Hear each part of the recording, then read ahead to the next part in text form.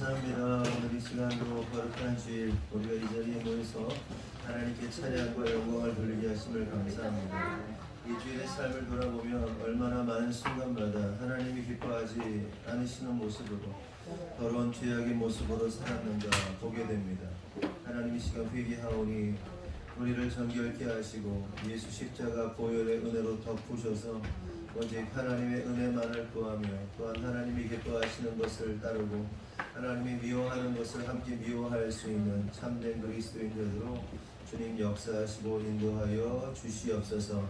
하나님, 날씨가 많이 덥고 어려운 중에 있습니다. 그럼에도 불구하고 하나님 이 시간 하나님의 전을 찾고 하나님을 예배하고자 모인 성도들을 축복하시고 하나님 그들의 삶과 인생과 가정과 직장과 사업 가운데 하나님의 도우심과 하나님의 역사하심이 충만하길 원하오니 하나님 이 시간이 그런 축복의 시간 될 수 있도록 주님 인도하시고 역사하여 주시옵소서.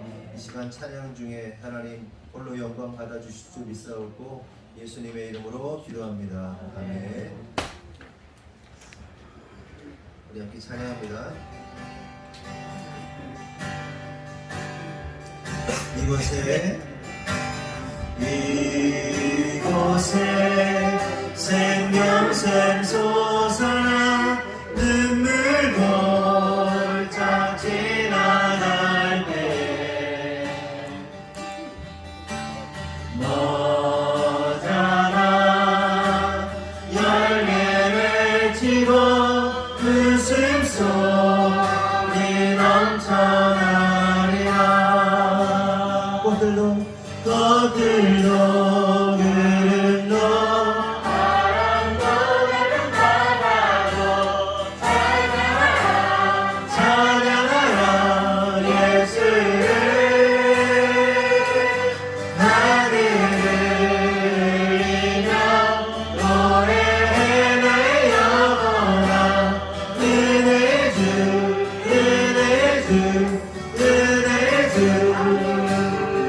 그날에 하늘이 열리고 모든 이가 보게 되리라. 마침내 꽃길을 피고 영광의 주가 오시리라. 꽃들도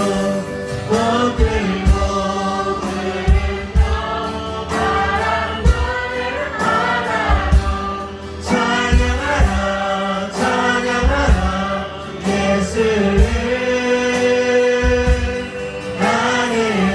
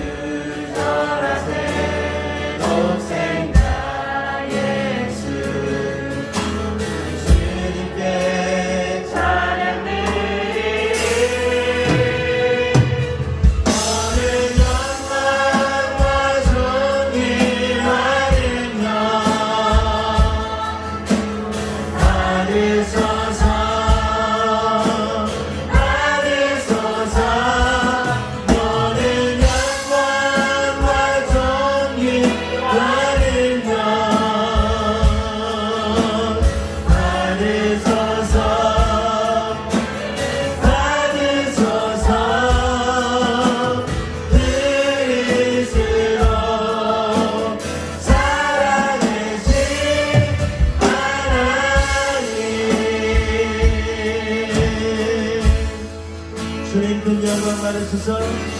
주님은 영광 받으소서.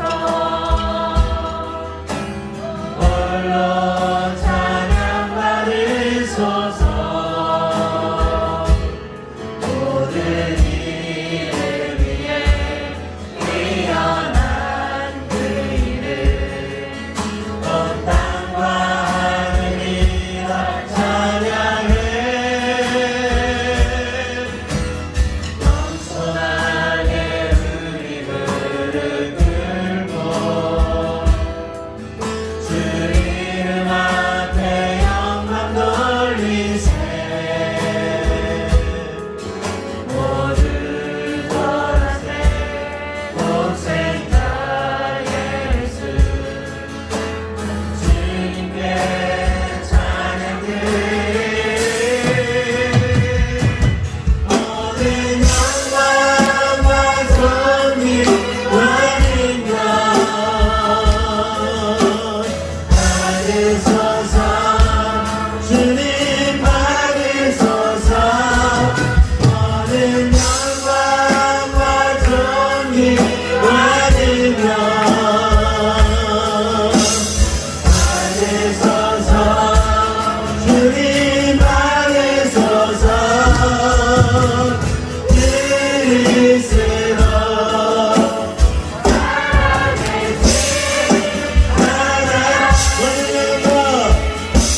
모든 영광과 존귀와 능력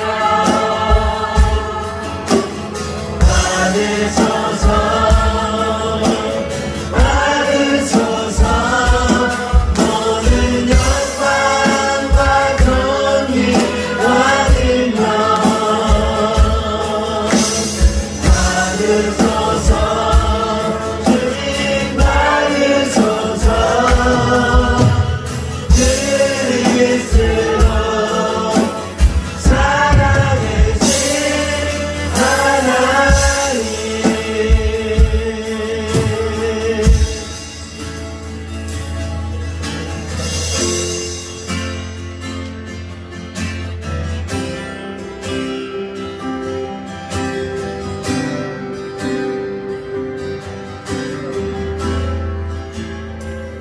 주 여기 은혜하시네. 나경외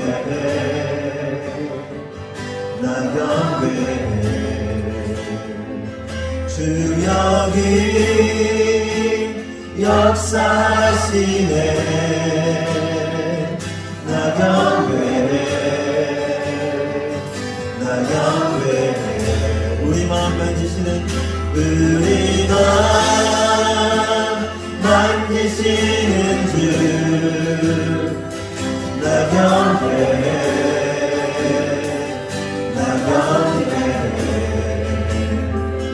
우리 마음 치료하시네.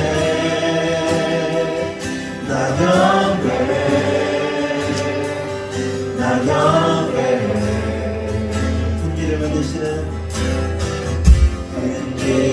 만드시는 주 근기적을 행하시는 주 그는 나의 하나님. 약속을 지키시는 주 어둠 속에 빛이 되시는 그는 나의 하나님.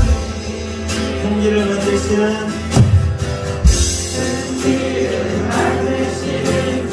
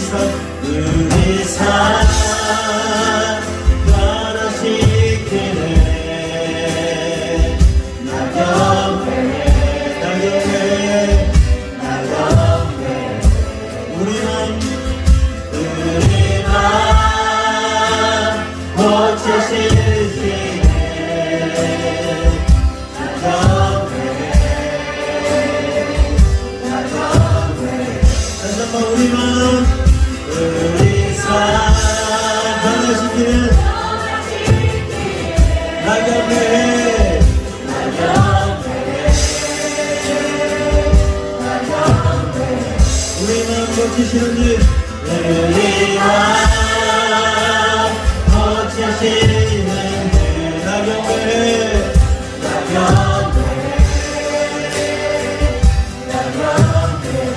금기를 만드시는지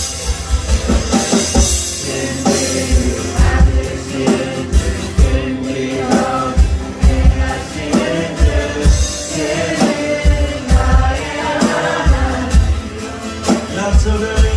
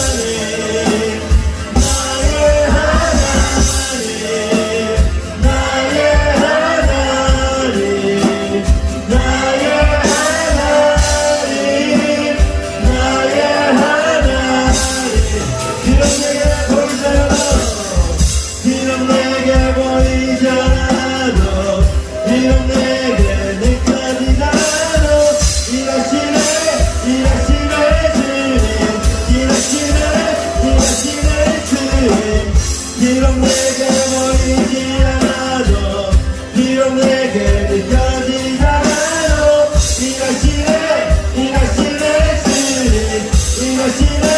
이것이네 슬픈 일을 빈일을 만드시는 주 빈긴 너를 행하시는 주 주님 나의 하나님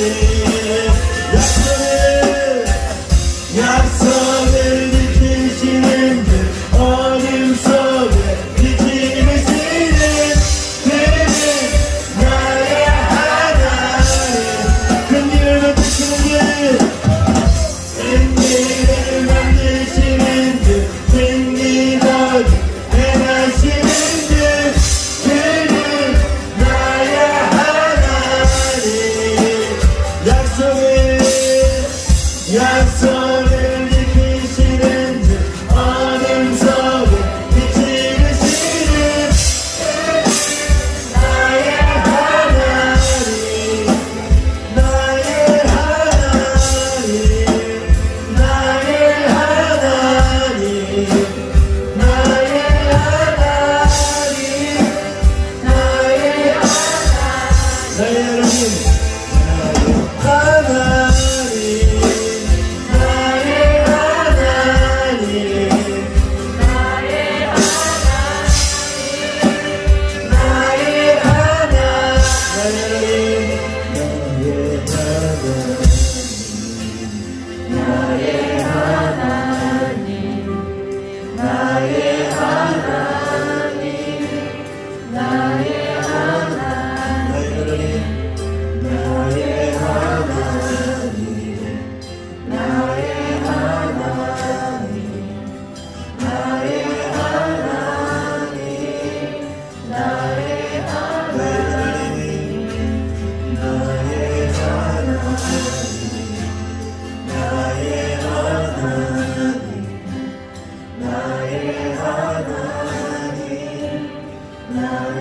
하나님 이 시간 함께 기도할 때 하나님 주님은 길을 만드시는 분이시고 주님은 주님의 역사를 이루시는 분이심을 믿음으로 고백하면서 나아갔으면 좋겠습니다.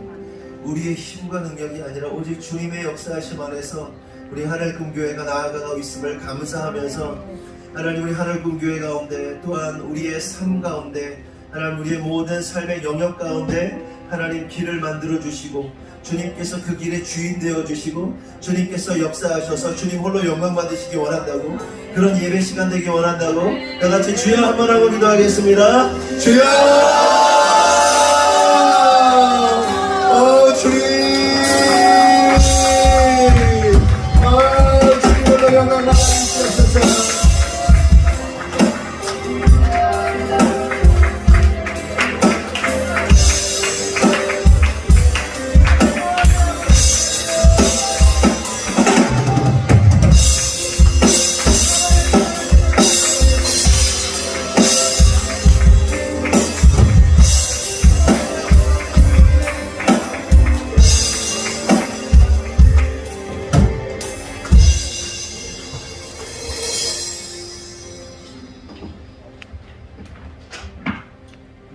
아버지, 계절은 흐르고 꽃은 피고 져도 시들지 않은 영원한 생명을 저에게 허락하신 주님, 이렇듯 아름다운 곳에 아름다운 성전에서 하나님을 예배하게 하신 은혜에 진심으로 감사를 드립니다.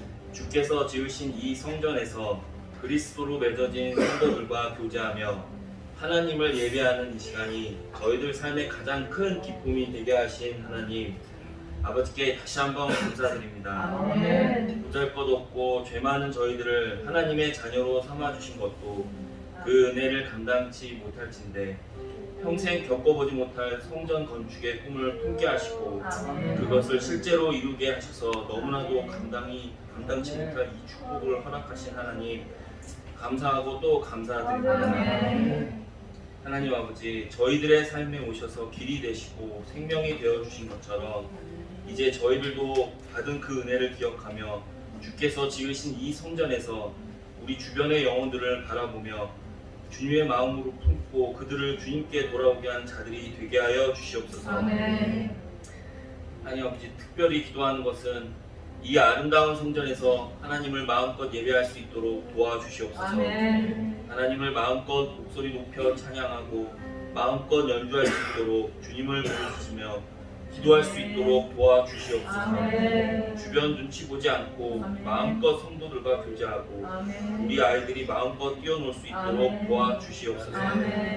저희들의 찬양하는 소리, 기도하는 소리, 연주하는 소리, 아이들의 웃음소리, 성도들의 교제하는 소리가 성전 주변 이웃들의 마음을 높이고 열리게 하는 천사의 음성으로 들리도록 주께서 도와주시옵소서.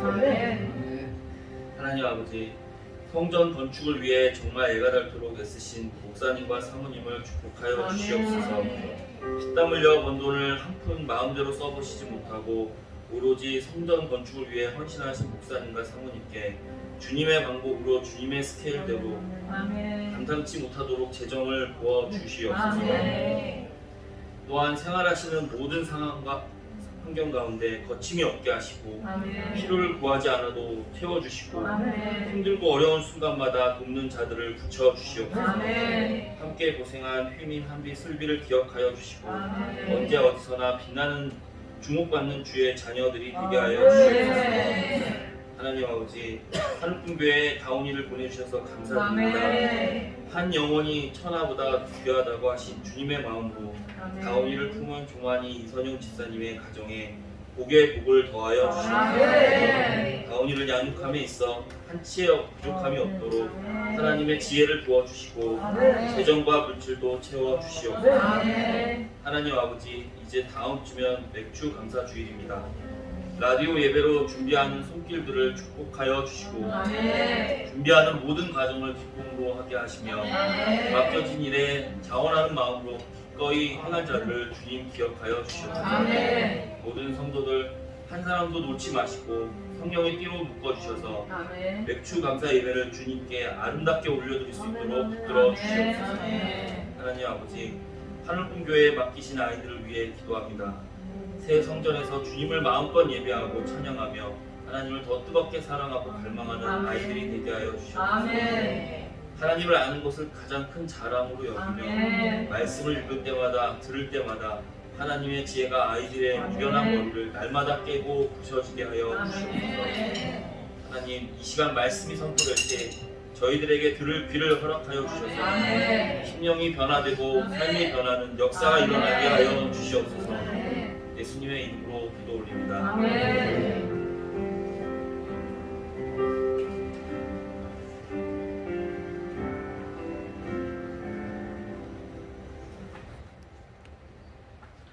교동문은 32번 시편 72편입니다. 71편입니다. 교독하겠습니다. 여호와여, 내가 주께 피하오니 내가 영원히 수치를 당하게 하지 마소서.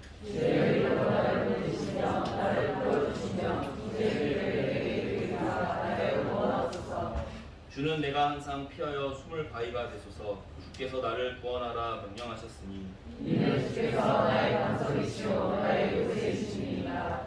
나의 하나님이여, 나를 악인의 손 곧 불의한 자와 흉악한 자의 장중에서 피하게 하소서.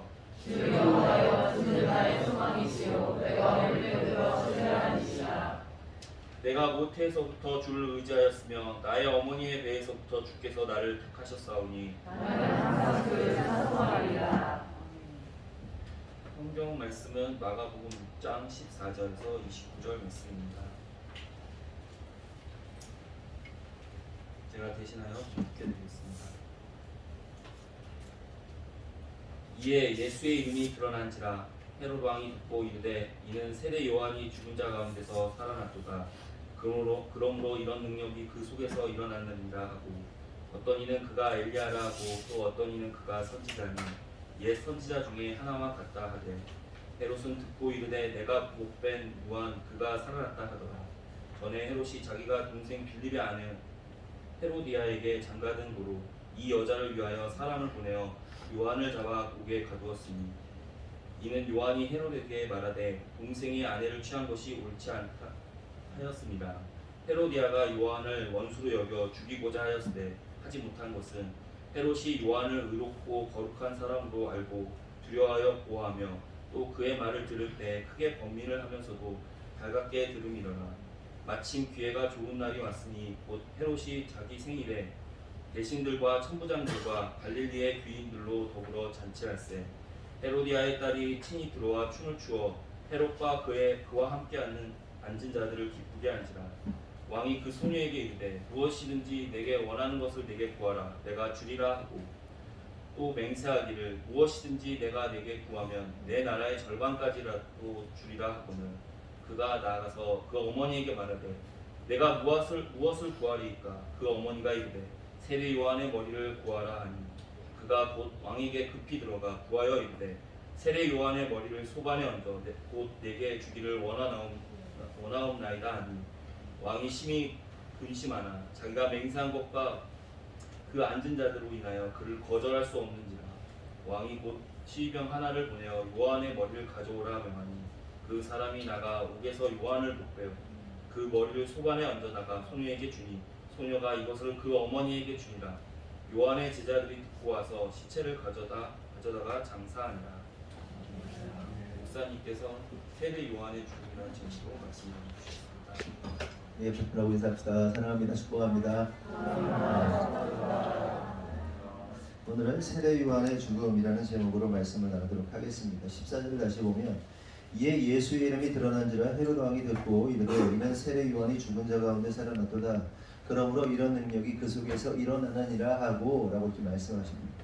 지난주에 나눈 것처럼 제자들이 이스라엘 전역에서 전도를 하게 되고요. 예수의 이름이 이제 소문이 나게 되는 거예요. 그도 그럴 것이 예수님께서 제자들에게 권능을 주시죠. 귀신을 쫓아내는 권능을 주심으로 귀신이 떠나가고 병자가 고쳐지고 고장난 것들이 다 고쳐지는 거예요. 사람 안에 뭐 정신이 고장난 사람은 정신이 고쳐지고 몸이 고장난 사람은 몸이 고쳐지고 예수님이 가서 예수님의 제자들이 가는 곳곳마다 변화의 역사, 회복의 역사가 일어나게 되는 겁니다.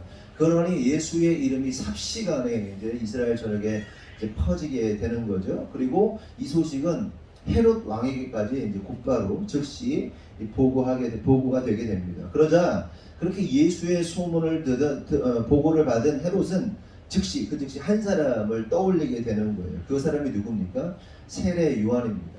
그러니까 헤롯에게 있어서 씻지 못할 죄책감이 하나 있는데 그 죄책감이 세례 요한을 죽인 거예요. 그래서 헤롯 입장에서는 절대로 요한은 죽여서는 안 되는 사람, 그리고 죽이면 안 됐던 사람이 이제 세례 요한이었는데 그의 삶 가운데 이제 뒤에 설명하겠지만 세례 요한을 죽이게 되는 사건이 일어나게 됩니다. 그러면서 15절은 다음과 같이 기록합니다. 어떤 이는 그가 엘리야라 하고 또 어떤 이는 그가 선지자니 옛 선지자 중에 하나와 같다 하되 이렇게 말을 합니다. 주변 사람들이 예수님에 대해서 이렇게 말하는 거예요.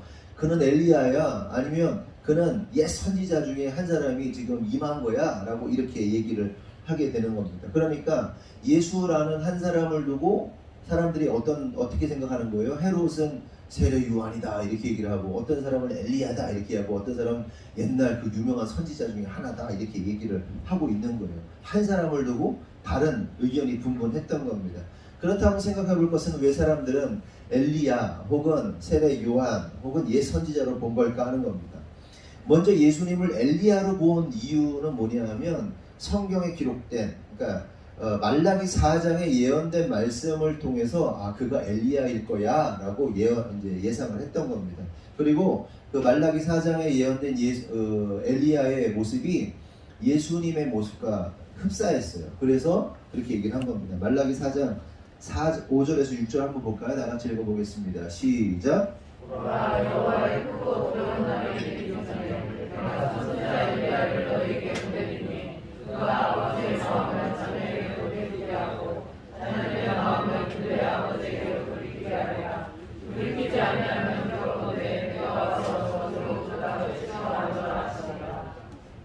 이 말씀은요, 이스라엘 사람들이 너무나도 잘 알고 있는 말씀입니다. 그들이 그토록 기다리고 고대하는 메시아에 관련된 말씀이에요. 그런데 이 말씀 가운데 중요한 핵심이 뭐냐? 여호와의 크고 두려운 날인데, 여호와의 크고 두려운 날이 의미하는 것은 메시아가 임하심으로 심판이 임하게 되는 것을 의미하는 거예요. 그래서 하나님의 백성 이스라엘 사람들은요, 율법을 지키면 자신들이 심판을 받지 않게 된다고 생각을 했던 거고, 율법을 믿지 않는 이방인들 그리고 유대인이라 할지라도 율법을 지키지 않으면 심판을 받게 된다고 생각을 했던 겁니다. 그런데 여기서 정작 중요한 포인트는 뭐냐? 메시아가 오기 전에 한 사람이 등장을 하게 되는데 그가 누구라고요? 엘리야라는 거예요. 심판의 주이신 메시아가 임하기 전에 바로 앞에 누가 온다? 엘리야가 온다는 거예요. 엘리야가 오게 되는 거예요. 이게 결국 무슨 얘기냐? 메시아가 오려면 반드시 엘리야가 와야 하는 거고요. 엘리야가 왔다는 것은 곧 메시아가 임하게 된다는 것을 의미하는 거예요. 같은 거예요. 같은 거라고 보시면 됩니다. 그런데 엘리야가 왔다는 것을 어떻게 알 수 있는 거죠? 여기서 이제 기록되어 있는 것에 보면 엘리야는 아버지의 마음을 자녀에게로 돌이키고 또 자녀들의 마음을 아버지께로 돌이키게 하는 거예요. 돌이키게 하는 게 뭐죠? 결국 회개입니다.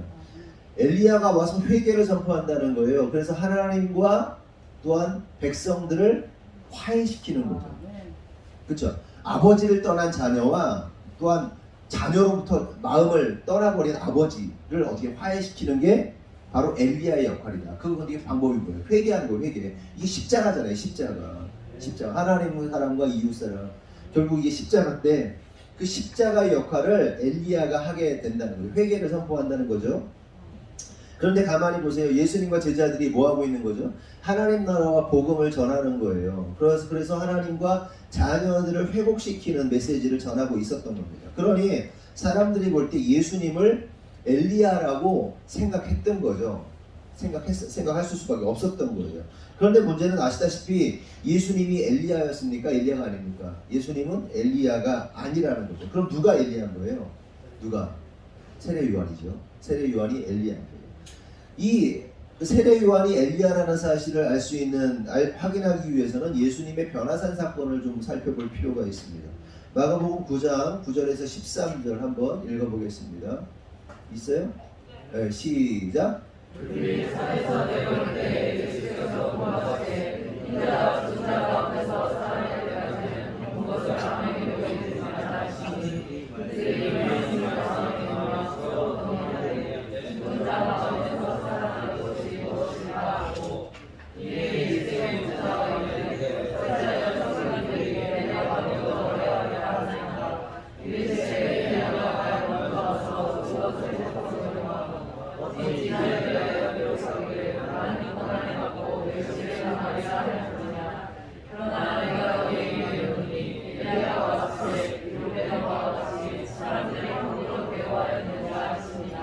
변화산 사건 아시죠? 변화산에서 엘리야와 모세가 예수님과 함께 나타나게 됩니다. 그리고 이 장면을 베드로와 야고보와 요한이 목격을 하는 겁니다. 그래서 예수님께서 그들에게 이렇게 말씀하시는 거예요. 야, 너희들이 목격한 거, 너희들이 본 거, 내가 부활할 때까지, 내가 죽은 다음에 부활할 때까지 절대로 누구한테도 말하지 마 라고 명령을 하시게 되는 겁니다. 그러자 제자들이 이 말씀의 의미를 모르는 거예요. 왜냐하면 제자들의 입장에서는 예수님이 죽는다는 개념도 없었고 또 더더군다나 죽은 후에 부활한다는 개념이 없었단 말이에요. 근데 예수님께서 내가 죽고 부활할 때까지 절대로 엘리야와 뭐에 대해서 이렇게 질문을 하는 거예요. 메시아가 오기 전에 엘리야가 온다고 성경에 기록되어 있는데 어떻게 된 거냐? 이렇게 묻고 있는 거예요. 그러니까 이게 무슨 말이냐면 예수님 당신이 메시아라면 성경의 예언대로 엘리야가 먼저 와야 되는데 우리는 엘리야가 온 걸 못 봤다. 도대체 누가 엘리야냐? 엘리야가 온 거를 못 봤는데 당신이 메시아라고 그러면 우리가 어떻게 하냐? 그러니까 당신이 메시아 되심을 잘 모르겠다는 거, 인정하지 못하겠다는 얘기인 겁니다. 그래서 예수님께서 엘리야가 왔다고 말씀하세요. 엘리야 왔어. 그런데 그 엘리야에 대해서 사람들이 함부로 대했어 라고 이제 15절입니까? 13절에 이렇게 얘기하고 있는 거예요. 엘리야 왔다. 그런데 너희들이 함부로 대했다. 그러면 그 엘리야가 누구라고요? 세례 요한이라는 겁니다. 그래서 마태복음 11장 14절을 보면 감옥에 있는 요한을 대신하여 예수님을 찾아온 요한의 제자들에게 예수님께서 당한 것 같이 얘기를 하는 거예요. 지금 요한은 감옥에 있는 상태고 요한이 제자들을 보내요. 예수님한테 당신이 진짜 메시아 맞냐 이거 확인하려고 보낸단 말이에요. 그때 예수님께서 제자들에게, 요한의 제자들이죠, 요한의 제자들에게 이런 말씀을 하십니다. 11장 14절 보면 만일 너희가 즐겨받을진대 오리라 한 엘리야가 곧 이 사람이니라 이렇게 말하는 거예요. 야 니들 스승 요한의 제자들에게 야 너희 스승이 엘리야야, 오리라고 한 엘리야라 라고 정확하게 분명하게 말씀하십니다. 고로 엘리야의 등장은 뭘 의미하는 거죠? 메시아의 등장을 의미하는 겁니다. 그런데 문제는 헤롯과 수많은 사람들이 세례 요한과 예수님을 엘리야와 메시아로 알아보지 못했다는 데 있는 거예요. 분명히 엘리야도 왔고 분명히 메시아도 왔는데 사람들이 알아보지를 못하는 거예요. 여기서 우리가 깨달을 사실이 있습니다. 믿는 자뿐만 아니라 믿지 않는 자들, 그러니까 믿지 않는 자들뿐만 아니라 믿는 자들이라 할지라도 영적인 눈이 열리지 않으면 절대로 메시아를 알아볼 수 없다. 또한 하나님의 일을 알아볼 수 없다는 사실을 깨달아야 됩니다.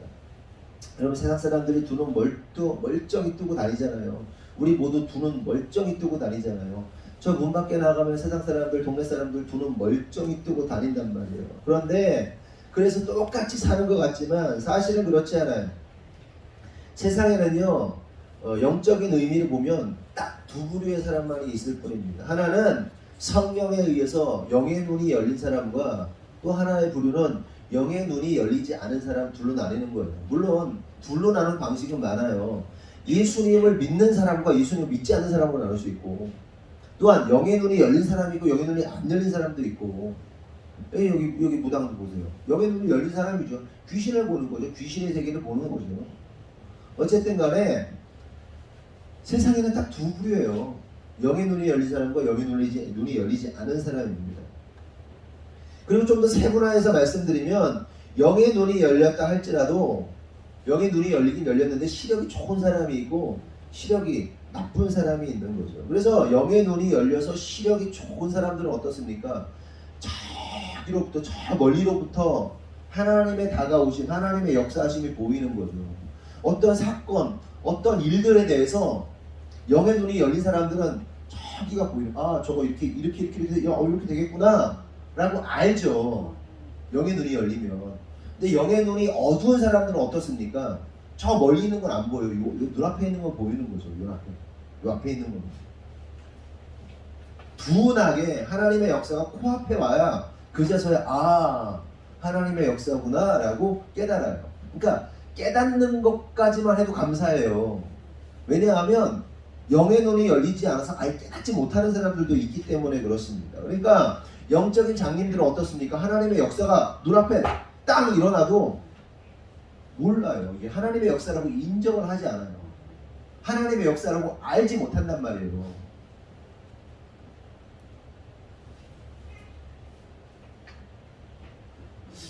스피커가 갑자기 생각이 나요. 그러니까 스피커가 우리가 이제 그거였잖아요. 그때 하나님이 우리에게 새로운 건축을 허락하신다는 첫 번째가 여러 사인이 있었는데 그 중에 사인 하나가 이 스피커였습니다. 이거를 감당할 수 있는 교회를 허락하시겠다라는 사인. 그때 알았어요. 하나님 역사가 일어납니다. 뭐 여러 가지 사인들이 있었죠. 여러 가지 일들이 있었단 말이에요. 뿐만 아니라 여러 가지 우리의 상황 속에서 진짜 하나님께서 요만한 구름을 보여주시잖아요. 그렇죠? 그 영의 눈이 열린 사람은 하나님의 역사가 다가오는구나를 아는 거예요. 그런데 영의 눈이 열려서 이제 이 앞에 나타나면 진짜 하나님의 역사였구나 라고 이렇게 알아보는 것만 해도 다행이에요. 또 어떤 사람들은 아예 나타나도 하나님의 역사라고 인정하지 못하고 알아보지 못하는 게 문제라는 거죠. 여러분, 저는 우리 모두가 진짜 하나님께서 눈을 열어주셔서 영적인 그 영안이 아주 시원하게 열렸으면 좋겠습니다. 아멘이십니까?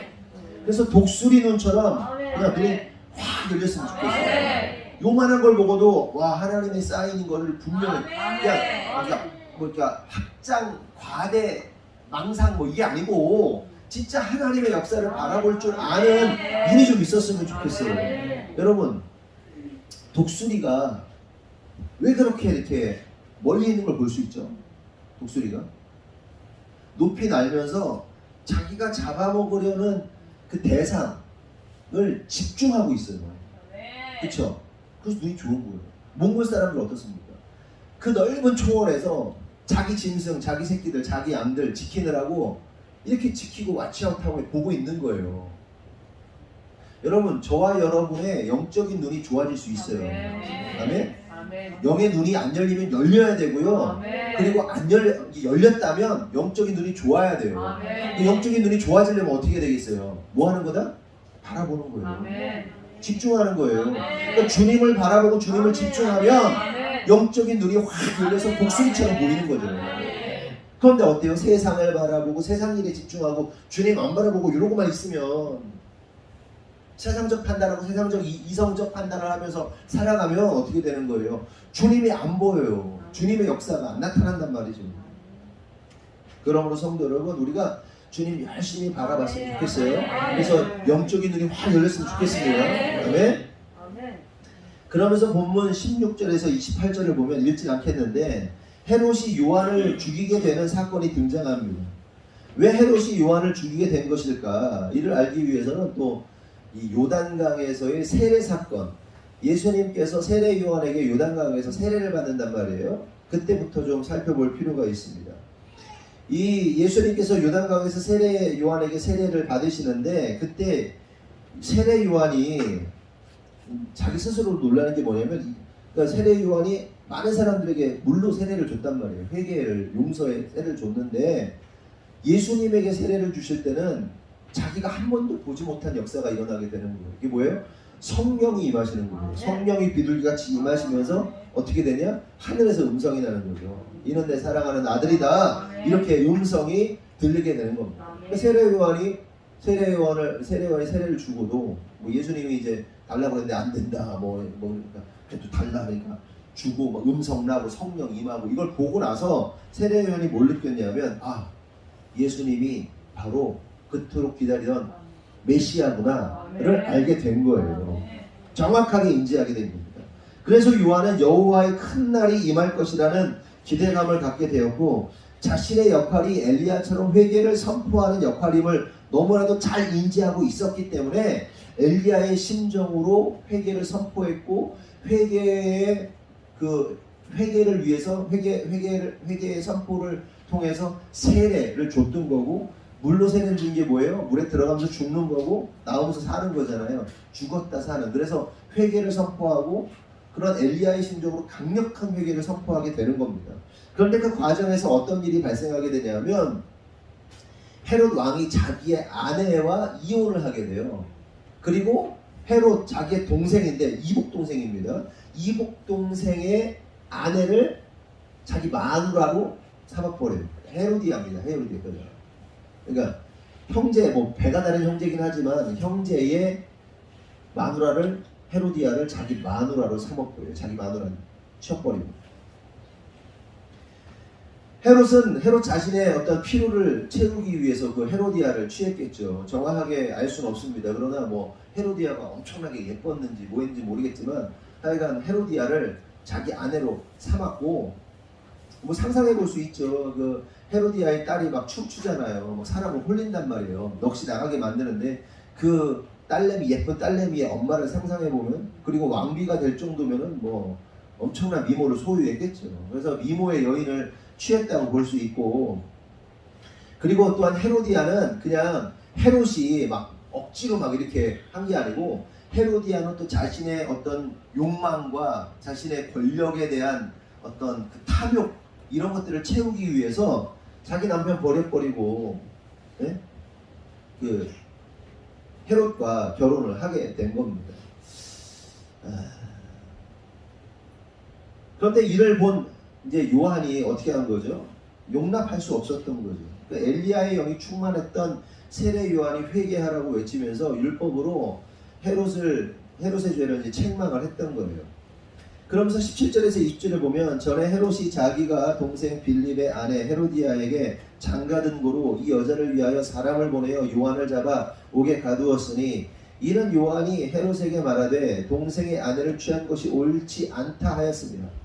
헤로디아가 요한을 원수로 여겨 죽이고자 하였을 때 하지 못한 것은 헤롯이 요한을 의롭고 거룩한 사람으로 알고 두려워하여 보호하며 또 그의 말을 들을 때에 크게 번민을 하면서도 달갑게 들었음이로라.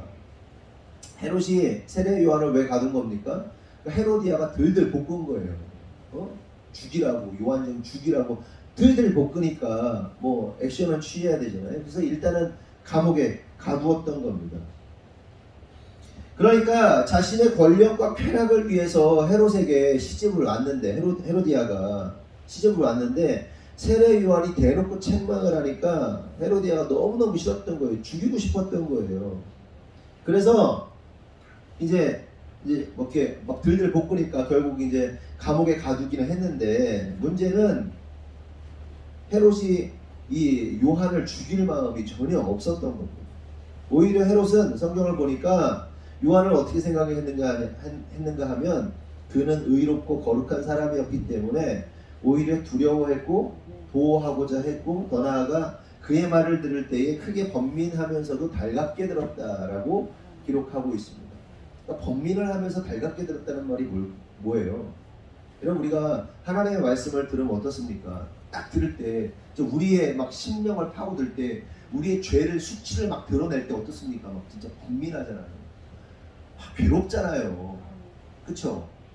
그런데 헤롯이 그 요한의 말을 듣고 막 괴로워했던 거예요. 근데 결국은 그 말 때문에 세례 요한을 미워한 게 아니라 그의 말을 존중하고 그를 귀하게 여겼다는 겁니다. 그의 말을 귀하게 여겼다. 달갑게 들었다. 자기를 찌르는 말씀이지만 그럼에도 불구하고 요한의 말이 맞지, 맞는 말이지, 내가 잘못한 거지 라고 인정하는 그런 아주 쿨한, 나이스한 사람이었다는 거예요. 그 세상적으로 보면 매우 쿨하고 나이스한 사람이에요. 그 누군가 우리를 지적할 때 발끈하는 게 아니라 그렇지, 그럴 수 있지, 상대방이 그렇게 말할 수 있지, 그렇지, 맞는 말이지 라고 인정하는 사람이 얼마나 멋진 사람입니까? 그러니까 헤롯이 예전에 영화 같은 데 보면 막 굉장히 아주 이렇게 예전에 영화 보면 난잡하고 물론 왕이니까 난잡했겠죠. 근데 막 그렇게만 보이는데 이런 면에서 보면 세상적인 눈으로 보면 굉장히 나이스한 사람이긴 했어요. 그러던 어느 날 헤로디아가 볼 때 요한을 죽이기 좋은 날이 이제 오게 되는 겁니다. 21절에서 25절 다 같이 한번 읽어보겠습니다. 시작.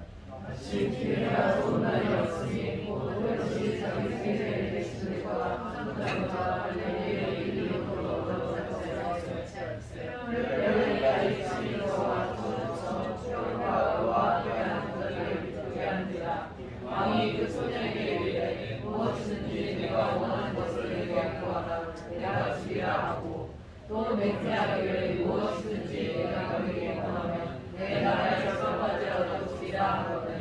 그가 나가서 그 어머니에게 말하되 내가 무엇을 구하리이까? 그 어머니가 이르되 세례 요한의 머리를 구하라 하니 그가 곧 왕에게 급히 들어가 거하여 이르되 세례 요한의 머리를 수건에 얹어 곧 내게 주기를 원하옵나이다 하니 헤롯이 자기 생일에 이제 천부장들, 대신들, 갈릴리의 귀인들을 초청해서 잔치를 하게 돼요. 그때 헤로디아의 딸이 이제 춤을 추게 됩니다. 그 춤 솜씨가 얼마나 대단하고 아름다웠는지 그와 함께 앉아있던 모든 사람들이 정신줄을 다 놔버린 거예요. 세상 말로 막 침을 질질 흘리고 이러고 있는 거예요. 정모야, 휘민아, 얘도 그렇잖아. 유튜브나 TV 보면 막 아이돌 나와가지고 춤추면 막 그냥 정신 놓고 보잖아. 이제 하고. 넌 아니냐? 정모야, 너는? 어디서 정모 어디 갔어? 여기 있었는데. 넌 안 그러니? 아이돌 안 봐? 우리 애들은 거룩해가지고. 우리 남자 우리 집사님들은 좀 어떠세요? 막 이게 막 핸드폰으로 들어가려고 그러잖아, 막 그냥. 네? 우리 이렇게 우리 강문수 집사님이 그래요. 박수남 형제입니다 이렇게 해주시면 그렇잖아요. 막 핸드폰 막 들어가잖아요. 아유, 진짜 춤 잘 추면 너무 멋지죠. 멋진데 어쨌든 헤로디아의 딸이 얼마나 춤을 잘 췄는지, 게다가 이 헤롯이 거기다가 잔치니까 술 한 잔 걸쳤지, 막 기분까지 좋아진 헤롯이 결국은 어떻게 합니까? 헤로디아의 딸에게 하지 말아야 할 말을 하게 됩니다. 네 소원 다 들어주겠다. 나라의 절반이라도 주겠다. 이게 뭔 말이에요, 이게? 그러니까 완전히 취한 거는 완전히 그 춤에 빠졌고, 그리고 뭡니까? 술도 취했고, 그래서 하지 말아야 할 소원을 들어주겠다고, 나라 절반이라도 주겠다고 그러는 거예요. 그러자 그 딸이 어떻게 합니까? 헤로디아에게 쪼르르 가가지고 엄마 뭘 요구할까요? 어떤 걸 요구할까요? 이렇게 얘기했더니 결국 헤로디아가 무슨 얘기를 하는 거예요? 세례 요한의 목을 잘라가지고 소반에 담아가지고 가져오라는 거예요. 목 댕강해가지고 이렇게. 이게 무슨 얘기예요? 막 잔치가 벌어지고 있는데 목 잘라가지고 막 이렇게 오라니까. 와. 그러자 26절을 보니까 왕이 심히 근심하나 자기가 맹세한 것과 그 앉은 자들로 인하여 그를 거절할 수 없는지라, 이렇게 얘기합니다. 헤롯이 막 근심하는 거예요. 헤로디아가 그렇게 요한을 죽이라고 하였지만 헤롯이 볼 때 요한은 하나님의 거룩한 자였기 때문에 보호했잖아요. 그렇게 보호했었는데 술김에 기분 좋아가지고 수많은 사람들 앞에 큰 소리를 치면서 약속을 했으니 이러지도 저러지도 못하는, 죽이면 안 되는데 근심하면서 막 그런 상황이 되게 됐는데 결국 어떻게 했다?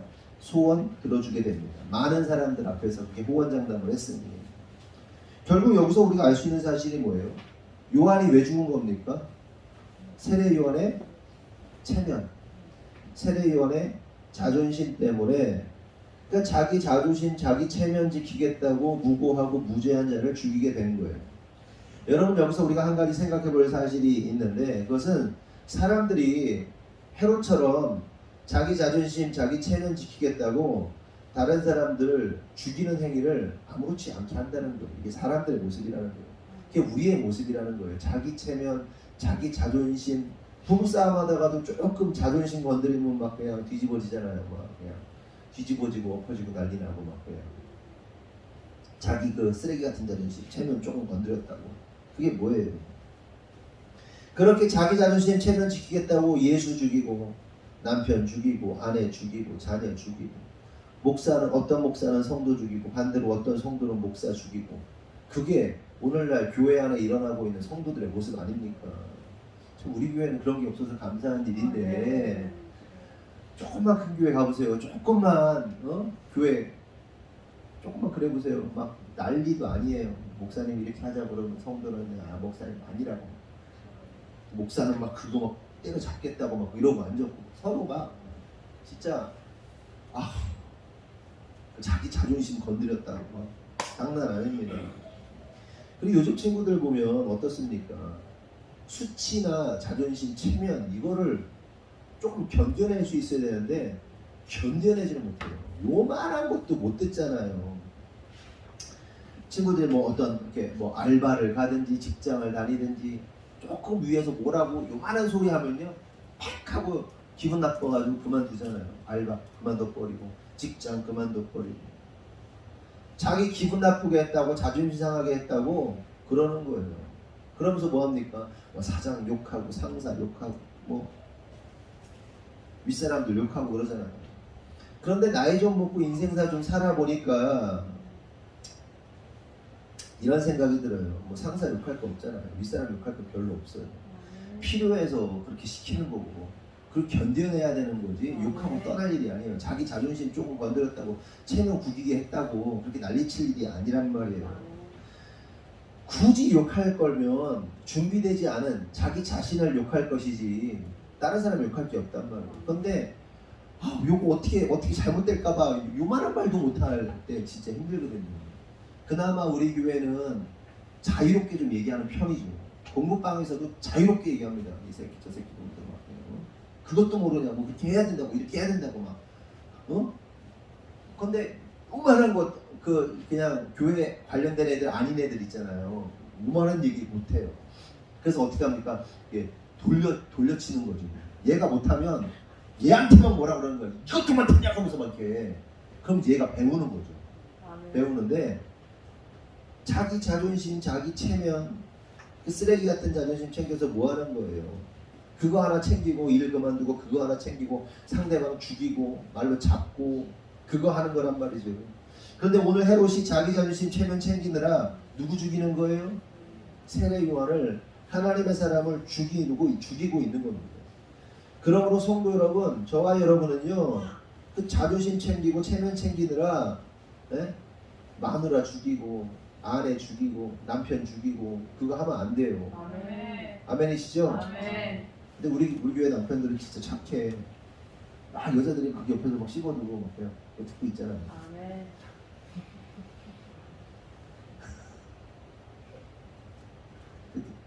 그래서 어쩔 때는 사실은 그런 경우도 있어요. 아, 진짜 사람들 앞에 내 체면이 뭐냐 그러면서 막 체면 구겨질 때도 있는데 별거 아니죠. 그렇다고 막 씹어 제끼고 그러면 또 안 되고 존중하고 그래야 되는데 어쨌든 간에 우리가 이제 쓰레기 같은 자존심 때문에 사람을 해하고 망가뜨리고 그런 거 하지 말자는 거예요. 우리 옆에 분을 바라보면서 인사합시다. 쓰레기 같은 자존심 쓰레기통에 버립시다. 쓰레기 같은 자존심 쓰레기통에 버립시다. 네. 좀 깼어요? 주무시는 분들이 많은 거죠. 계속해서 27절, 28절을 보면 한번 읽어볼까요? 27, 28절 시작.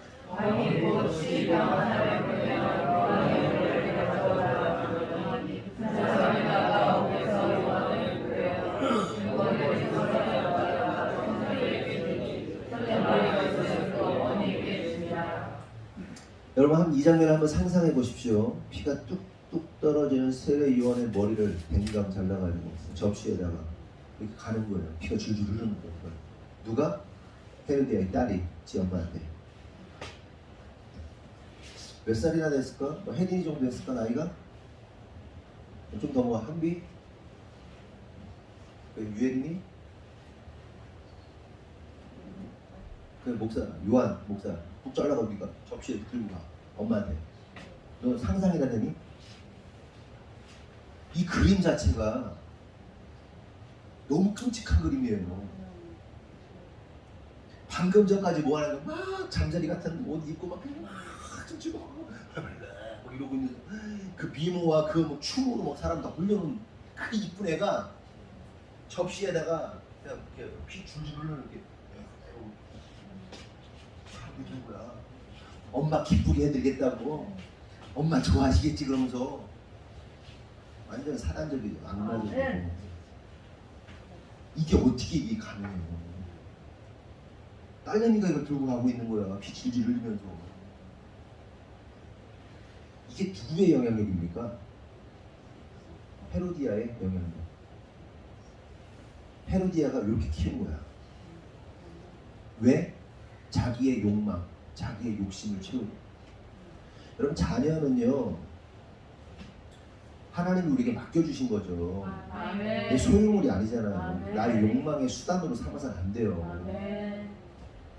우리는 어떻게 해서든지 얘를 신앙으로 키우기 위해서 그냥 몸부림쳐야 되는 거지. 아멘. 나의 어떤 욕구, 욕망을 채우기 위한 대리만족을 위한 대상이 돼서는 절대로 안 된다는 겁니다. 아멘. 근데 이 헤로디아가 어떻게 키우고 그렇게 키우고 있는 거예요. 여러분 자녀는 소유물이 아니에요. 아멘. 자녀를 통해서 그 어떠한 이득도 보려고 하지 마세요. 아멘. 무슨 얘기인지 아세요? 아멘. 그런데 많은 사람들이 자녀를 내 소유물로 생각한다니까.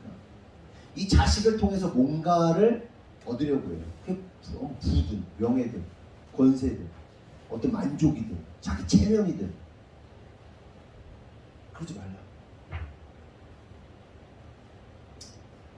계속해서 휘민이하고 제 아내하고 하는 얘기가 뭐야? 휘민이하고 너 공부는 못해도 돼. 신앙이 안 좋으면 예수님 잘 안 믿으면 진짜 슬플 거야. 엄마가 너무 슬플 거야. 그래서 눈물을 그렁그렁 하더라고 어제. 진짜야. 네가 아무리 잘 나가고 이 현비도 마찬가지고 너희들도 마찬가지고 아무리 잘 되고 세상에 잘 되고 그럼에도 불구하고 예수님 잘 안 믿잖아. 필요 없어. 그것처럼 슬픈 일이 없어. 예수님 잘 믿어야 돼. 근데 여러분 예수님 잘 믿기 근데 참 저는 그런 생각 했었어요. 예전부터 아내가 그런 얘기 하기 전부터 전에 이제 한 몇 시간 전에 그런 생각이 들었어요. 이게 부부니까 이 의식의 흐름이 비슷해요. 확실히 같이 있으니까 항상 그 신앙이 좋았던 분들이 자녀들의 신앙이 좋지 않은 것들을 많이 보잖아요. 그분들은 도대체 어떤 마음일까? 이런 생각도 잠시 제가 해보는데 신앙이 좀 안 좋아도 세상에서 성공하면 괜찮은 거지라고 생각하면서 자녀들을 키운 부모들이 꽤 있다는 생각이 들어요. 주변에서 보면. 그래서 무슨 얘기를 하냐면 최악이 뭐냐? 최악이 공부도 못하는데 신앙도 안 좋아. 목사 자녀가. 이게 최악이죠. 최선은 뭐예요? 공부도 잘하는데 신앙도 좋아. 그 차선은 뭐예요? 차선. 공부는 못하는데 신앙이 좋아. 차선. 차악이 뭐죠? 아니야. 네 단계로 나왔으니 까먹었다. 둘 다 좋아? 신앙이 좋은데 공부를 못해. 공부는 잘하는데 신앙이 안 좋다. 공부는 잘하는데 신앙이 안 좋아가 차악이고 공부도 못하고 신앙도 안 좋으면 최악이고. 잘 생각해야 돼. 신앙 좋으면 하나님이 해결하시고. 그거 다 공부를 노란 얘기는 아니야. 그런데 무슨 생각을 하냐면 한계는 있긴 있다. 한계는. 휘민이가 공부를 진짜 열심히 해요. 공부 뭐 이만큼씩 해놔요. 막 진짜 열심히 해요. 제가 계속해서 12시에 데리러 가고 막 그러거든요. 학원에 있는 애를. 근데 머리를 좋게 생산해 주질 않았어. 낳을 때. 제가 제 아내 머리가 대단히 좋은 사람이 아니잖아요. 그래서 미안한데 한계가 있어. 그렇지만 그 한계를 뛰어넘으려고 열심히 하는 거잖아요. 제가 할 수 있는 최선을 다하는 거죠. 아름다운 거예요. 또 기분 좋아가지고 또 흥분해가 또 그러지 말고 사고치지만.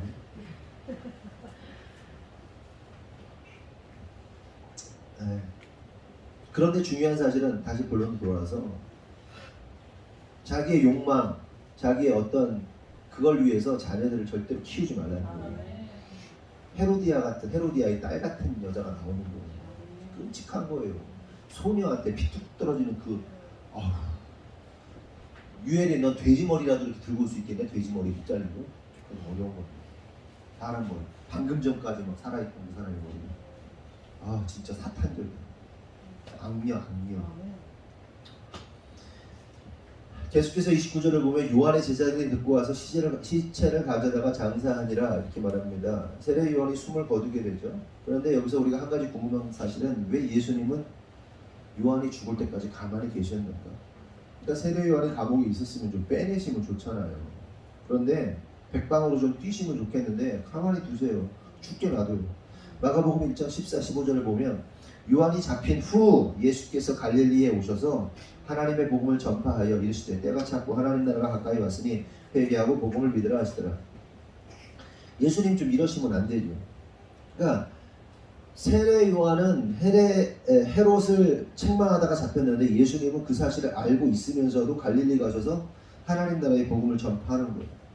여러분 예수님의 지금 상태가 어떻습니까? 귀신도 제압하고 병도 고치시고 막 수많은 무리들이 따라요. 수많은 군중과 무리가 따른다는 건 곧 힘입니다. 그렇죠? 그 사람의 영향력이 힘이잖아요. 능력이란 말이에요. 그럼 그 예수를 따르는 얼마나 많은 사람들 가운데 힘을 쓸 만한 사람들이 얼마나 있겠어요. 돈도 있고, 그렇죠? 연주를 되려면 될 수 있는 거 아니에요. 그래서 좀 세례 요한을 좀 빼내고 살려주면 얼마나 좋습니까? 그런데 전혀 그러지 않아요. 요즘 애들 말로 쌩을 깐다 그러죠. 쌩을 깝니다. 예수님. 아는 척도 안 해요. 그리고 잡혔냐? 나는 복음 전하러 간다. 아, 진짜. 여러분, 우리가 이렇게 교회를 막 하고 있다가도 뭐 자기 이 아니 뭐 이제 이렇게 교회 일 아니더라도 회사에서도 막 같이 막 일하고 있는데 갑자기 나 자기 내일 하러 가야 되는데 갑자기 한 사람 빠지고 뭐 되게 그렇잖아요. 막 비슷한 거야. 더해.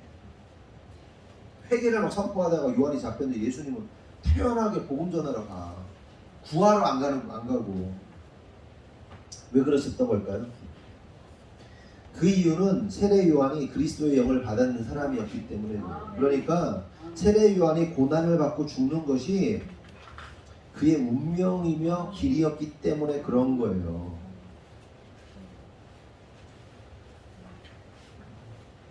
이해되셨어요? 요한은요, 고난 받고 죽어야 되는 게 운명이에요, 길이에요. 그래서 예수님이 안 살려줘요. 근데 두신 거예요. 그래야만 했기 때문에, 그렇게 당해야만 했기 때문에, 그게 그리스도의 영을 받은 자들의 운명이다. 목회하면서 철저하게 깨닫는 것 중에 하나가 이런 거예요. 당해야 할 일은 당해야 한다는 겁니다. 그런데 인간적인 착한 마음으로 그 사람 돕겠다고 당해야 할 일을 피하게 만들면 결국 그 사람을 돌아가게 만들어요. 어렵게 만든단 말이에요. 오히려. 그래서 매몰차게 돕고 싶은데도 불구하고 돕지 못할 때가 있어요. 여러분, 여러분 어려운 사람이 있어요. 진짜 어려운 사람이 있어요. 그럼 도와야 돼요? 안 도와야 돼요? 일반적으로 도와야죠. 그런데 하나님이 돕지 마. 그럼 돕지 말아야 돼. 이게 하나님의 사람과 세상 사람이에요. 세상의 착함과 하나님의 착함의 차이예요. 이게 대단히 중요한 거죠. 우리의 기준이 하나님인 거죠. 하나님의 음성이고 하나님의 원하심이고. 그래서 나는 착한 일을 하고 싶은데 하나님은 하지 마, 돕지 마 라고 말씀하시면 도움은 안 돼요. 근데 이걸 도우면요 악이 되는 거예요. 이 선함이 악이 돼버린다고. 무슨 얘기인지 아세요? 그래서 성도들에게 일어난 일들, 어떤 사건들, 사고들, 아니면 여러 가지 상황 속에서 당해야 돼요. 하나님이 저와 제 아내 그리고 우리 교회를 그냥 한 방에 어느 날 갑자기 딱 이렇게 하면 얼마나 좋아? 갑자기 당해야 돼. 당해야 이 일이 이루어집니다. 자녀들 태어나면 애들 똥오줌 싸죠. 근데 애들 요즘 애들 몇 살이면 똥 가려요? 똥 혼자 이렇게 닦아요? 몇 살이면?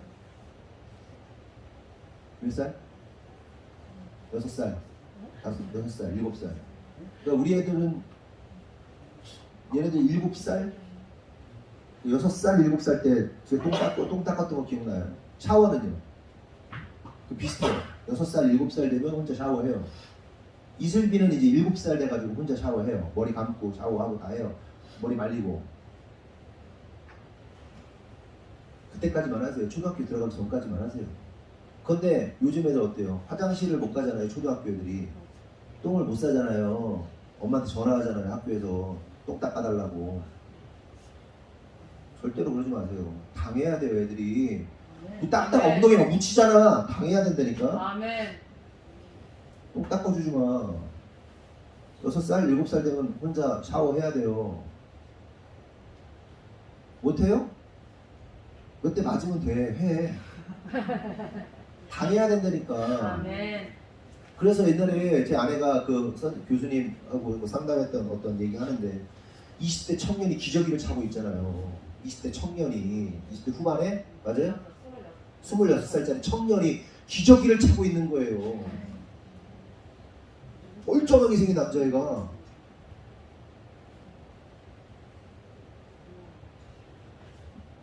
엄마는 바빠가지고 막 돈 벌어 다니고 근데 20대 청년이 기저귀를 차고 있는 끔찍한 일이 벌어진다니까. 그리고 최대한 이 아이들이 많이 당해야 돼요. 아멘. 어려움을. 아멘. 그래야 정상적인 아이들이 크죠. 아멘. 성숙한 아이가 되죠. 아멘. 네? 견디게 해야죠. 아멘.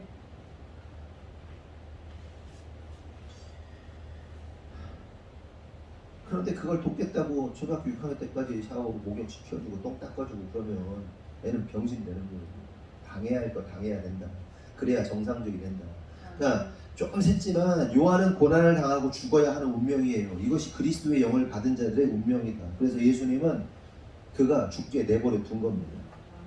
그런데 그걸 피하게 해준다? 어떻게 되는 거예요? 하나님의 역사가 방해되는 거예요.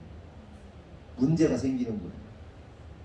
여러분 진짜 성도는 그리스도의 영을 받은 자들이기 때문에 고난을 받는 것이 정상입니다. 아멘이십니까?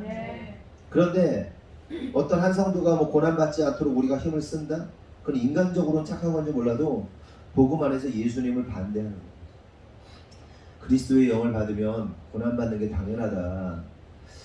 진짜 우리 교회 모르겠어. 동네가 심한 건지 우리 교회가 들어와서 심한 건지 공사하는 분들이 공사를 업으로 하잖아요. 살면서 이렇게까지 공사를 방해하고 심하게 태클 걸고 막 욕하고 들어눕고 막 방해하는 건축을 처음 했다는 거예요. 이 양반들이 막 혀를 내둘러요. 그래서 감사하죠. 고난을 받으니까. 그만큼 그들에게 위협적인 거고 영적인 세계 안에서 막 자기들에게 엄청난 압박이 되니까 그랬겠죠. 그러니 우리 교회가 들어오기 전에 무당부터 급파해가지고 막 마귀가 할 수 있는 거 다 하는 거죠. 막. 바로 옆집들이 막 그냥 난리 법석 부르스 막. 잘 지내세요? 분들이요. 그런데 이러한 영역은 그러니까 당해야 할 걸 당해야 하는 것은 모든 영역에서도 마찬가지예요. 사업이든 직장이든 사람 관계든 모든 영역에서 적용이 됩니다. 당해야 할 것은 당하고 경험해야 할 것은 경험해야 하는 거예요. 그래야 하나님의 역사가 이루어지고 모든 것이 정상적으로 이루어지는 겁니다. 그래서 계속 말씀드리는 게 최대한 어릴 때 당해야 된다. 최대한 어릴 때 자립해야 된다. 최대한 어릴 때 많은 경험을 해야 한다는 거예요. 귀하게 키우겠다고 막 오냐 하고 싶은데 다 시켜보세요. 그래서 제가 답답한 게 그거예요. 뭐 우리 아이가 달라졌어요. 그 양반 5년? 교수님 아니 잘하는 것도 있죠. 잘하는 그분 자체를 다 욕하고 싶은 건 아닌데 막 주변 사람들이 한 아이를 변화시키기 위해서 막 다 이렇게 해줘. 맞아. 그럴 필요는 있지. 하도 얘가 약하니까. 근데 얘가 20살 됐는데 30살 됐는데도 주변 사람들 모르는 사람들이 걔를 다 그렇게 대해줘야 되나? 아니에요. 그러니까 변화돼야 되는 거예요. 애가 물론 우리가 섬겨줘야 할 부분이 있지. 처음에 강해지도록 도와줘야 할 필요는 있지. 근데 그게 온전한 해결책이 될 수 없어요. 그래서 강하게 더욱더 만들어줘야 돼요. 네? 무슨 얘기인지 아세요? 그렇다고 한 방에 막 어른 방식으로 때려 부시고 그러라는 게 아니고 굉장히 중요한 기술이 있겠죠. 당해야 할 일을 당하도록 해야 된다. 이 얘기가 요거. 그렇게 자신을 돕지 않는 예수님 또한 예수님의 행보를 이해할 수 없었던 세례 요한이 제자들을 통해서 예수님께 다음과 같은 질문을 합니다. 마태복음 11장 2절에서 6절 없어요? 있어요? 시작!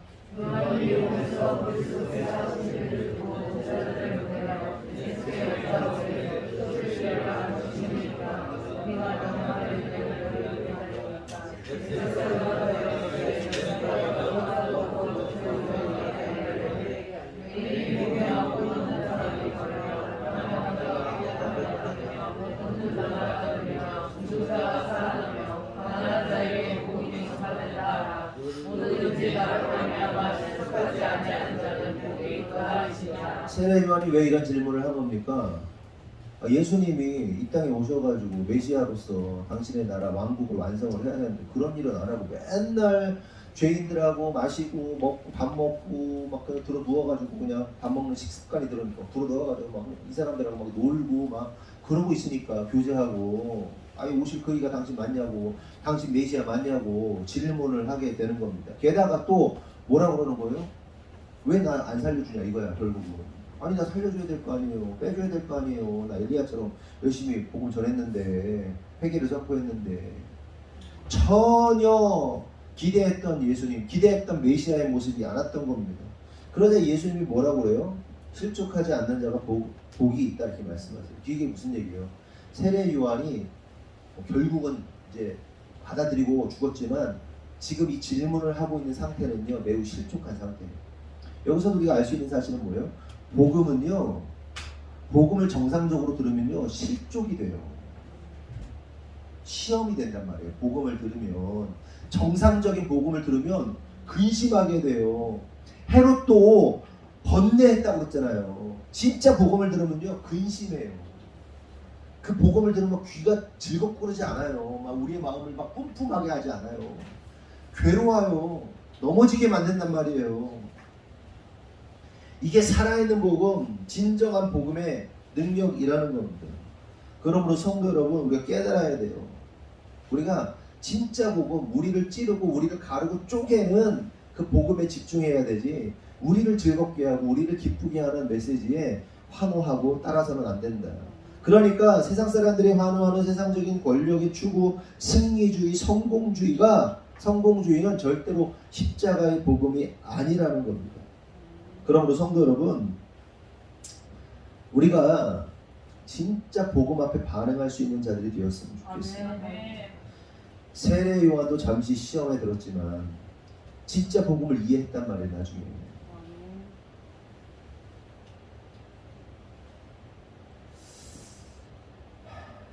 여러분 말씀 마칠게요. 우리 하늘꿈 성도들이 이 십자가의 복음으로 회복됐으면 좋겠어요.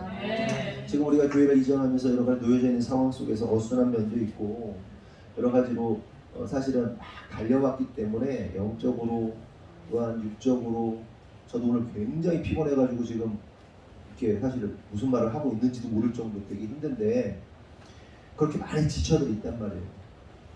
영적으로 뭐 여러 가지 육적으로 지쳐 있는데 우리가 이제 다시 회복하고 다시 좀 일어서야 할 때가 되었다는 생각이 듭니다. 그러면 성도 여러분, 놓여져 있는 상황에 함몰되고 무너지는 게 아니라 오직 복음의 능력으로 그리스도의 영을 받은 사람답게 그렇게 세워졌으면 좋겠다. 그것이 우리에게 필요하다는 생각을 해보게 됩니다. 기도하겠습니다. 하나님 감사합니다. 오늘 말씀을 통해서 깨닫습니다. 세례 요한의 죽음을 통해서 많은 생각들을 하게 됩니다. 어쩌면 우리가 세례 요한처럼 그런 상황에 놓여질 때가 있는데 그때 예수님이 우리에게 우리를 구원해 주시고 우리를 좀 도와주시고 우리를 좀 살려주셨으면 좋겠는데 예수님께서 침묵하시고 그냥 그렇게 우리를 놔두실 때가 있는 경우들을 많이 경험하게 됩니다. 하나님, 그렇게 주님께서 하시는 이유는 우리가 당해야 할 일을 당해야 하고 경험해야 할 일을 경험해야 하기 때문에 주님께서 놔두신다는 생각을 하게 됩니다. 교회 건축 과정에서도 마찬가지입니다. 하나님, 아무 문제 없이 아무 일 없이 잘 지어지면 얼마나 좋겠습니까? 그러나 이 과정이 반드시 필요한 과정이었고 이 과정을 겪어야 하나님의 역사가 온전히 이루어지기 때문에 하나님께서 겪게 하셨다는 사실을 깨닫게 됩니다. 하나님 감사합니다. 이 모든 것들을 잘 견뎌내게 하시고 겪게 하셔서 이제 아름다운 성전이 거의 이제 완성이 되어가고 있습니다. 그리고 다음 주에 완벽히 준비된 모습으로 우리가 맥주 감사 예배를 드리려고 합니다. 하나님, 이 남아있는 시간들 마지막까지 우리가 최선을 다하고 잘 준비하여서 아름다운 예배, 아름다운 성전을 하나님 앞에 올려드릴 수 있도록 주님께서 역사하시고 인도하여 주시옵소서. 우리에게 세임 주시고 능력 주시고 회복시켜 주셔서 예수 십자가의 복음이 놀라운 능력으로 우리의 삶 가운데, 가정 가운데, 교회 가운데 임하도록 주님 축복하여 주시옵소서. 주님 이루실 줄 믿사옵고 예수님의 이름으로 기도합니다. 아멘. 교회 소식 나누겠습니다. 오늘 설거지 담당은 김남수 집사님, 금현수 집사님, 다음 주는 임민정 집사님, 전인성 형제님, 대표 기도는 박다솜 집사님입니다. 다음 주는 맥주 감사 주일로 지킵니다. 라디오 예배를 진행하는데요. 후원 물품 받습니다. 뭐 벌써 이미 내주신 분들도 있어요. 아직 내주시 못하신 분들은 잘 이렇게 상하는 음식은 그날 아침에 준비해달라고 뭐 이렇게 이런 얘기가 있는데 뭐 그것도 좀 알아서 해주시고요. 맥주 감사 예배 준비로 이번 주까지 수요 예배 금요 철야는 진행되지 않습니다.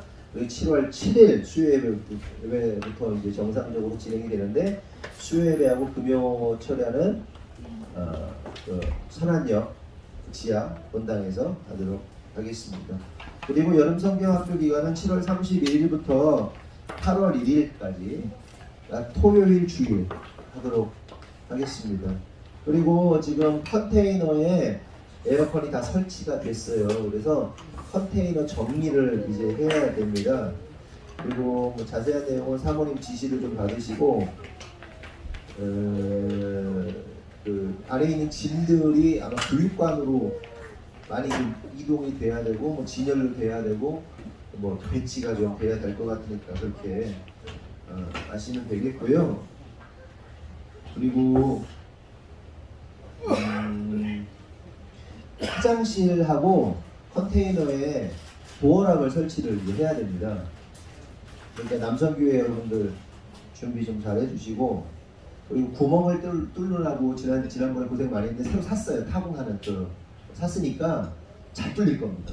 잘 뚫릴 거니까 그리고 이 도어락이 4개일 거예요. 그래서 일단 1번으로 달아야 될 게 여자 화장실 달고 그러면 나머지 3개를 목양실 빼고 나머지 다 달으시면 될 것 같아요. 그렇게 달아주시면 될 것 같고요. 다음 주가 맥주 감사 주일이고 건축을 마무리하는 거기 때문에 여러분들 절기연금 잘 준비해 주셔서 마무리를 잘 할 수 있도록 좀 해주셨으면 좋겠고요. 그리고 앉으실 때 잘 앉으셨는데요. 가족들은 셋 다 앉아도 되고 가족이 아닌 경우는 이렇게 약간 띄어서 앉아도 되고 그렇게 앉으시면 될 것 같고요. 그리고 뭐 헌금함 같은 것도 들어오고 잘 준비해 주시면 감사합니다. 미진한 것도 준비하면서 그렇게 하도록 하겠습니다. 다른 소식은 없으시죠? 네, 다 같이 일어나겠습니다. 다송의 말씀 나누겠습니다. 구호 준비! 영원히 흔들리지 않는 나라, 영원히 흔들리지 않는 교회, 영원히 흔들리지 않는 교회, 영원히 흔들리지 않는 나라. 아멘. 기도하겠습니다. 하나님, 우리가 선포한 것처럼 영원히 흔들리지 않는 교회, 영원히 흔들리지 않는 나라로 세워지기를 간절히 소망합니다. 태초부터 우리를 택하여 부르시고 또한 우리 하늘꿈교회로 불러주시고 하나님의 계획 안에서 이곳에 이 아름다운 곳에 당신의 교회를 몸된 교회를 세우시는 그 놀라운 역사를 우리가 경험하고 바라보게 됩니다. 하나님께서 하셨습니다. 하나님이 역사하신 것임을 믿음으로 고백합니다. 하나님, 그러므로 우리가 하나님의 역사하심 안에서 오늘도 하나님의 뜻대로 잘 순종하고 따라갈 수 있도록 인도하시고 때때로 우리에게 닥치는 고난이나 어려움들 하나님 잘 견뎌내고 예수 그리스도의 영을 받은 자들은 고난을 받는다는 사실을 기억하면서 오늘도 견디고 이겨내고 또한 회복될 수 있도록 인도하여 주시옵소서. 하나님, 기도하는 것은 우리 성도들이 주님 앞에 예물을 드립니다. 드린 손길마다 축복하시고 하나님의 놀라운 은혜 가운데 가정과 사업과 직장 가운데 재정의 부족함이 없도록 채우시고 기름 부어 주시고 또한 빠져나가는 돈들 잊지 않게 하시고 하나님의 역사하심 안에서 결국 하나님 나라의 영광을 위하여 영혼 구원을 위하여 잘 사용할 수 있는 재정적이고 영적인 거부를 낼 수 있도록 인도하시고 주장하여 주시옵소서. 지금은 우리 구주 예수 그리스도의 은혜와 하나님 아버지의 무한하신 사랑과 성령님의 감화감동대주 역사하심이 오늘 주님의 뜻대로 살기로 결정한 모든 성도들 위해 지금으로부터 영원토록 함께 하시기를 간절히 축원하옵나이다. 아멘.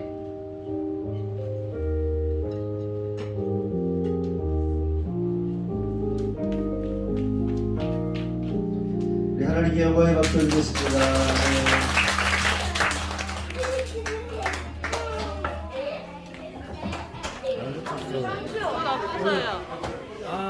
근데 그 돈 내고. 근데 그 돈이 없어서.